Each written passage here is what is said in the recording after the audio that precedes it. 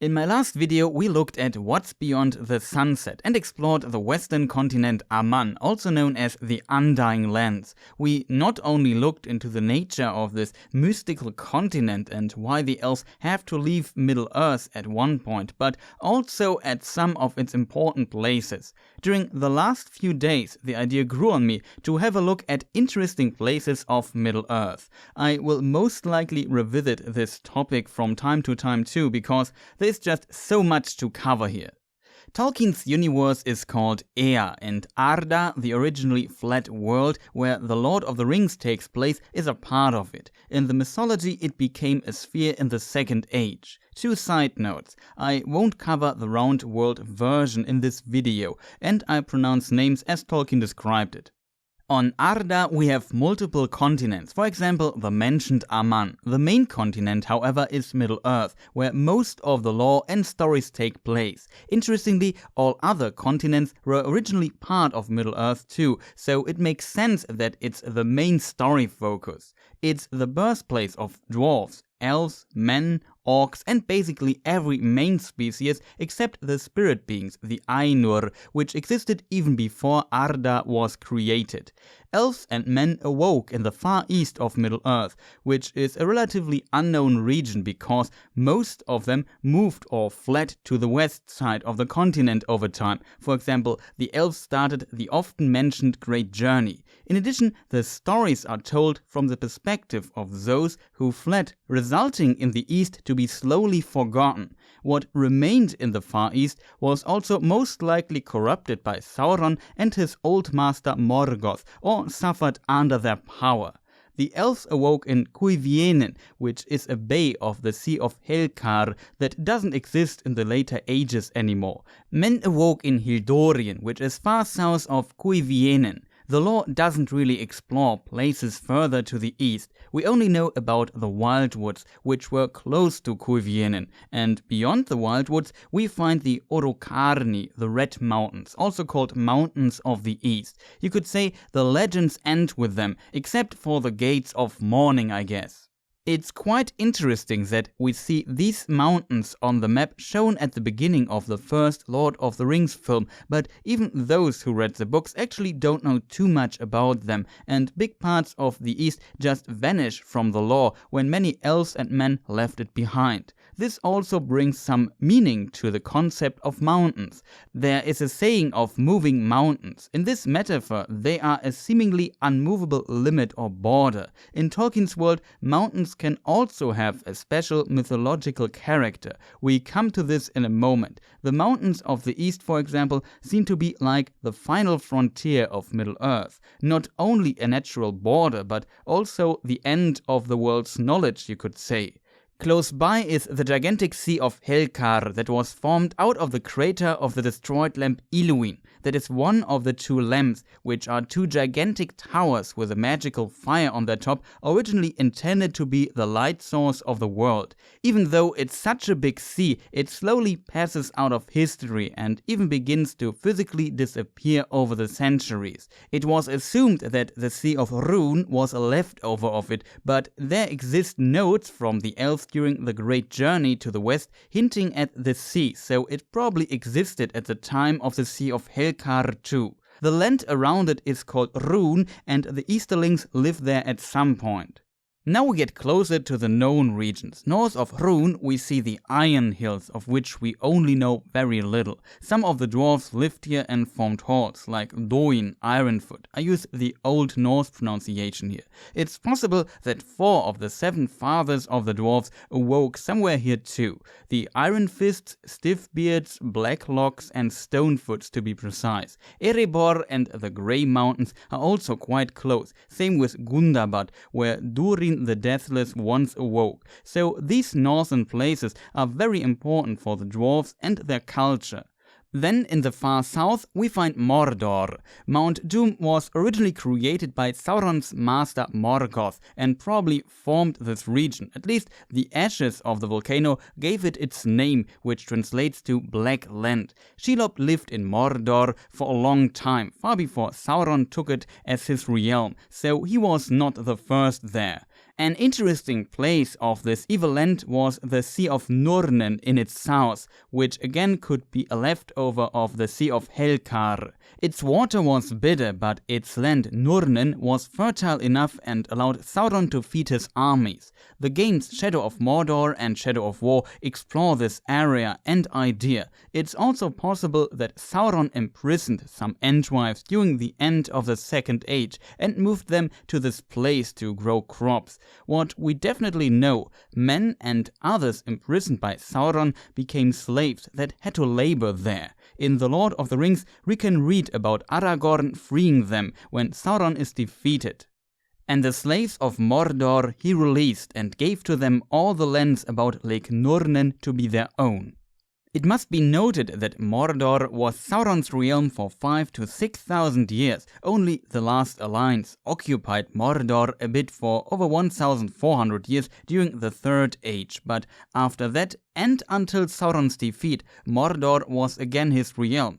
Generations of slaves could have lived there under Sauron's and his servants' tyranny. How that looked, we don't know. Even the name of the 4 rivers feeding the lake are unknown, which implies how much of a black box big parts of Mordor were. Still interesting that it had a green side. Beyond that, Mordor was surrounded by mountains. The Mountains of Shadow, or Ephel Duath, which means something like outer fence of shadow to the west and south, and the Ash Mountains, or Eret Lithui, to the north. It seems only the east was open, but all of Sauron's enemies lived in the west, so that was not a problem.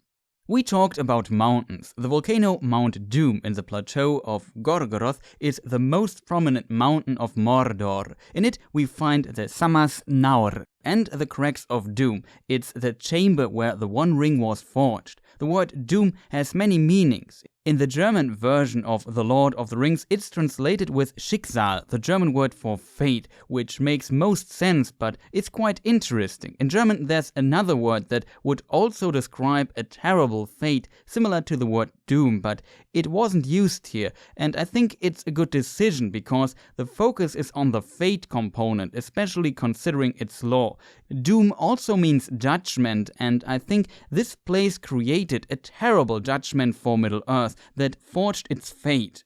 The evil power of Morgoth changed the world forever. Almost every fabric of it was tainted by its evil. The term Arda Mard is usually used for this. With this, the first Dark Lord, who was insanely powerful, changed or forged fate itself. This power is everywhere, but with the knowledge that Mount Doom was created by him and that it's also a mountain, an ancient unmovable object that ignores time, it becomes clear that a part of this fate-changing power is especially focused there. Now Sauron uses the inner fire of this place to forge his One Ring, again creating a new fate for Middle-earth that is bound to him and his ring. So Mount Doom is a truly fitting name because it is related to changing the fate of Middle-earth in a terrible way, almost curving the world in a terrible judgment.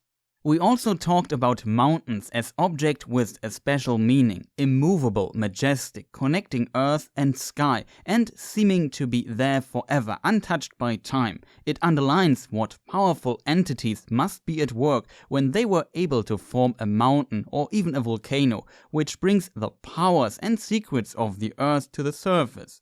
We often find the elements of sky, earth, together with fire, and water in Tolkien's world, for example, in the 3 Silmarilli or in the 3 Elven Rings of Power. Volcanoes are mysterious things in mythology. They are ancient, devastating, bring up what's deep inside the earth, and challenge the sky with their ash and fire. Sauron and his armies could also make use of its rivers of fire.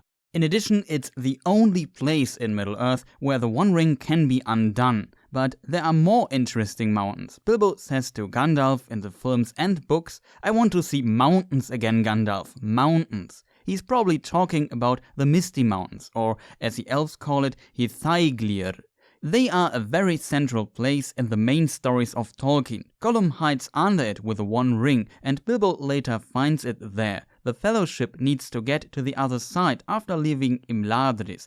Elrond was pushed back in the War of Elves and Sauron in the Second Age and built Rivendell there. Durin the Deathless founded Khazad Dûm, later known as Moria, under it. In the valleys at its foot, Isildur was slain and later the One Ring was found. The war of the dwarves and orcs takes place under it. Gandalf and the Balrog kill each other on top of it. So many major events are related to these mountains. While the mountains of the east are a final frontier to the world, the Misty Mountains are a challenge, a place to hide and be forgotten, and an opportunity for stories. The use of this giant place couldn't be more different. You could also say it is an evil place where calamities happen. Just think of Moria. Interestingly, there's a connection to Mount Doom. Also, the Misty Mountains were once created by the first Dark Lord Morgoth, or Melkor as he was called at this time. He reared them to hinder Orome, the huntsman of the Valar, on his path into the east. In my opinion, just going through all the events I just listed, everything starts to make totally sense with this information. Even in the Third Age, they hinder people to get to the other side, and only the evil creatures seem to hide and live there, while getting them out of there usually requires great sacrifices by the others. I really like how Tolkien embedded the idea of mountains into his mythology. We find this in other mythologies too. We find it in religions, and Tolkien for sure understood and used it masterfully in his stories, creating truly fascinating places.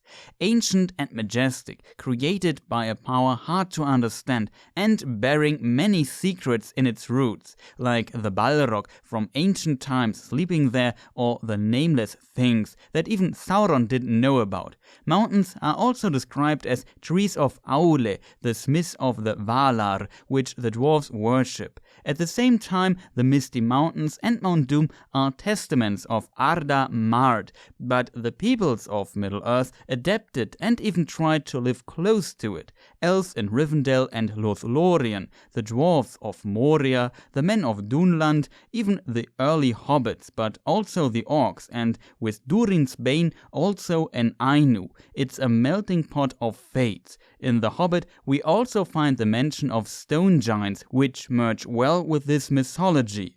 In The Lord of the Rings, we also have this mystic part about the Fellowship trying to pass the Redhorn Gate, the small narrow passage over the Misty Mountains. But, for example, Boromir comments on it as if the mountain itself would not allow them to pass. The Saruman's magic part from the films is not in the books. You maybe could interpret the following quote in that way. Let those call it the wind who will. There are fell voices on the air, and these stones are aimed at us. Still, Saruman is not stated as a source of it, and in my opinion that's also not necessary, now that we know who made the Misty Mountains. Ancient stories of evil spirits in the mountains are nothing unusual in our world, and the Fellowship transporting one of the most powerful artifacts in Middle-earth that actually forges fate itself can't pass the mountains created by the first Dark Lord shouldn't be a surprise. Fate, or you could say Doom itself, didn't let them pass and chose a different way. The gap of Rohan wasn't an option because of Isengard and Saruman, and so the new way led them into Moria, which means Black Pit, bringing doom over Gandalf the Grey. Thank you for watching. Of course, there are many more places, and as mentioned, I will revisit this topic because there's far more in Middle-earth. This video was a bit more relaxed for me and is related to the video about Aman, so I recommend watching that too. I hope you still enjoyed it. If you liked it, please consider pressing the like button and leave a comment. I also collect lore questions, so if you want to know something, feel free to write it in the comments too. In case you want to subscribe, consider pressing the stupid bell. Next will be more lore videos and one or maybe two videos about E3 2019 after E3. The question is when. I will cover E3 similar to last year, where I extracted 1 or maybe 2 topics from E3 and discuss each of them in a separate video. Last year it was a video about the Battle Royale trend and the Quo Vadis Microsoft video, which I released almost 6 months after E3. I think I'll try to be faster this time, but as mentioned before, I will focus on lore videos and make a few gaming videos from time to time as side projects on this channel. If I feel the desire to make more gaming videos or experiment with it as side projects, I will upload them on my separate gaming channel. Link is in the description. However, I will communicate this in a video and in the community tab when the time is right, but first I need something to upload there, and the E3 videos will be most likely uploaded on this channel. In case you are a citizen of the European Union, please go vote and inform yourself. Again, thank you for watching and goodbye.